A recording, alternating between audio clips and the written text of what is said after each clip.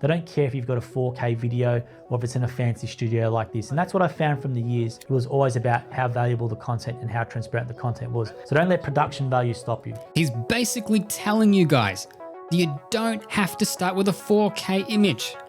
People don't care about that. That's not what creates transparency.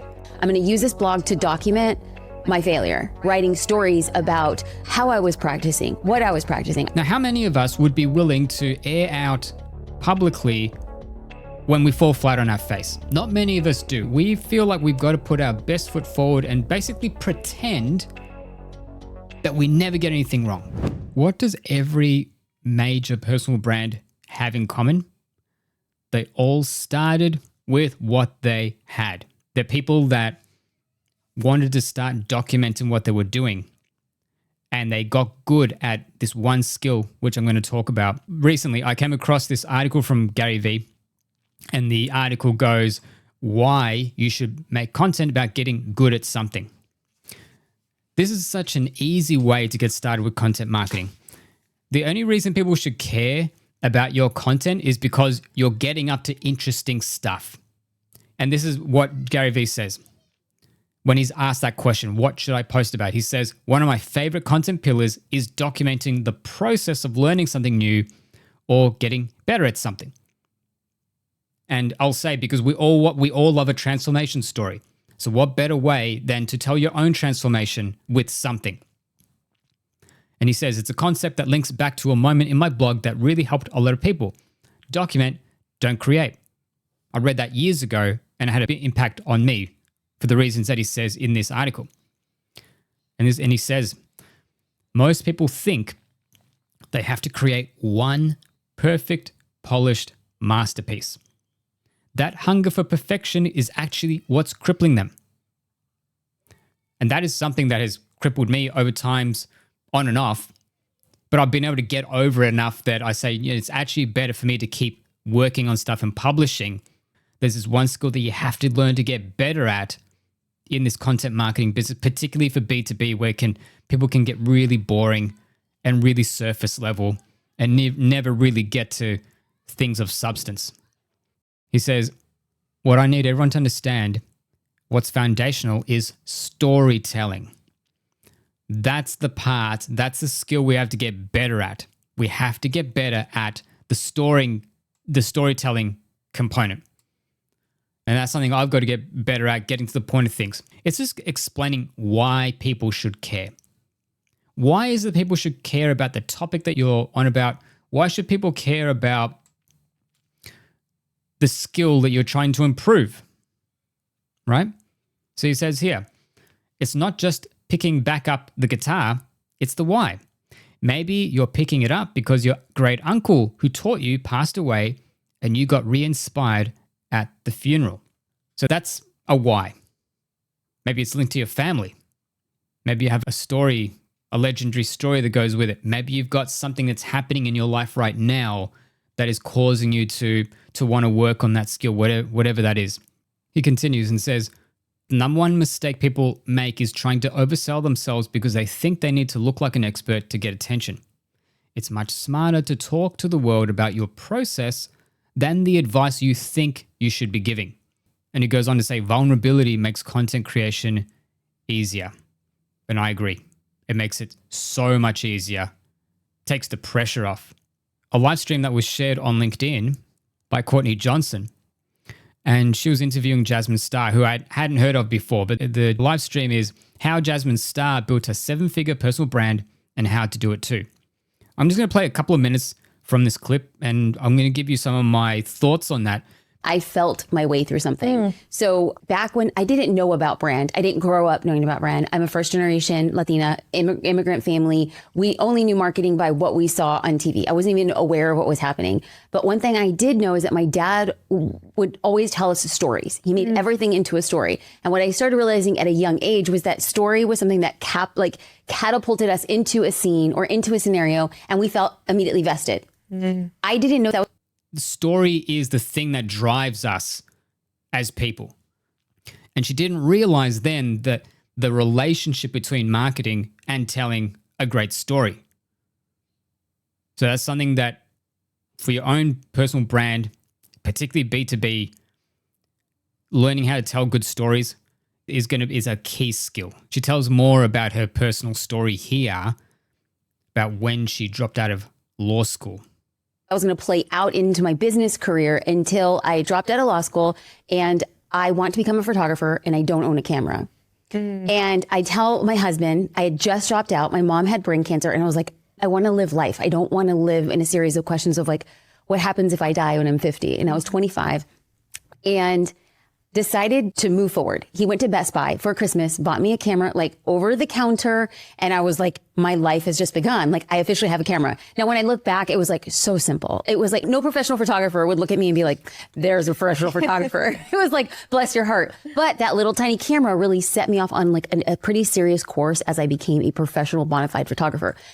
That was the journey she was on. She dropped out of law school at 25.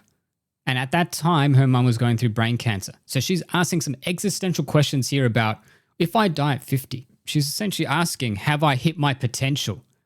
Did I leave things undone, unfinished business? She didn't want that.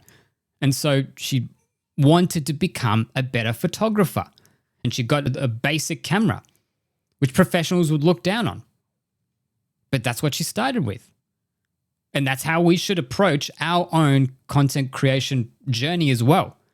Don't despise whatever equipment you're starting with. And you're going to see with her resourcefulness, the things that she was willing to do with very little. But at the time, I didn't have money for gear. So whatever money I had saved, I was renting gear, like cameras, lenses, CF cards, just to build up this career, quote unquote career that I had. And I didn't have money for a website.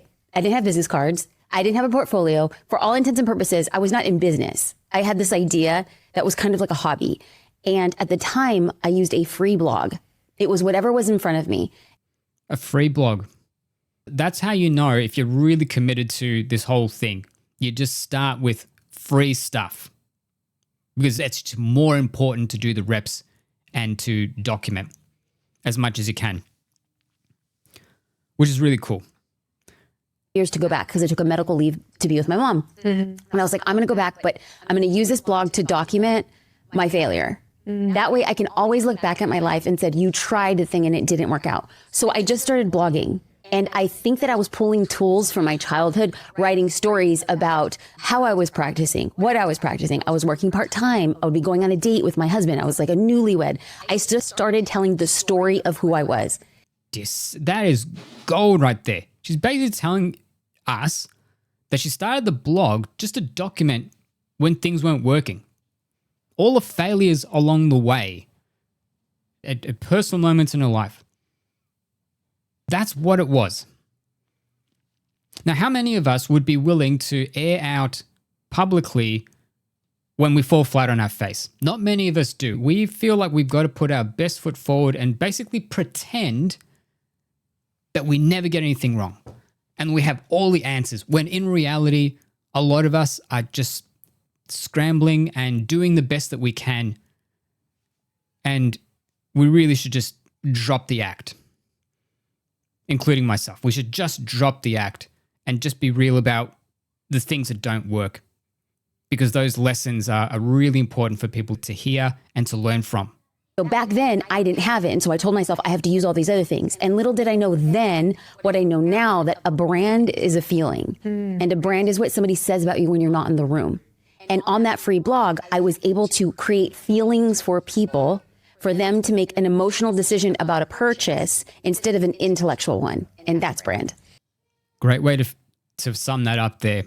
The purpose of this, sharing that journey with people through authentic content marketing, is to sell the feeling. That is the thing. It's helping people to become emotionally invested. And if you're doing that founder-led strategy, if they become emotionally invested in your journey, they're going to care more about what it is that what you're offering.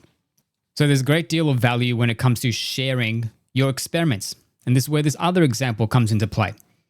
This guy called Koerner, he was on Steve Bartlett's Diary of a CEO fairly recently. And you know what he does? He actually shares his experiments in business and entrepreneurship for free every week. So that in itself should say something. In the article here, he's talking to a guy named Robbie who was running experiments with OpenClaw. It's like this AI agent platform. And he basically was able to generate $8,500 a month in revenue after giving an instruction to this OpenClaw agent. And after 13 days, he was able to start generating that. That's essentially the essence of the story. If you want to look at more details of it, I'll give a link to the actual article itself. And so here's what happened. Robbie built his OpenClaw AI agent and he named him Ron, and he gave him a prompt. You have $100.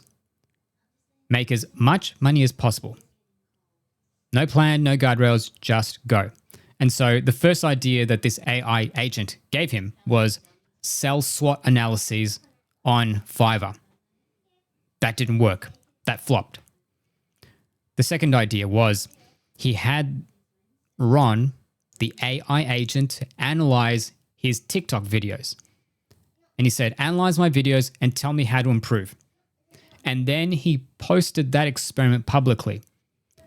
And from that, he had hundreds of people commenting on that video.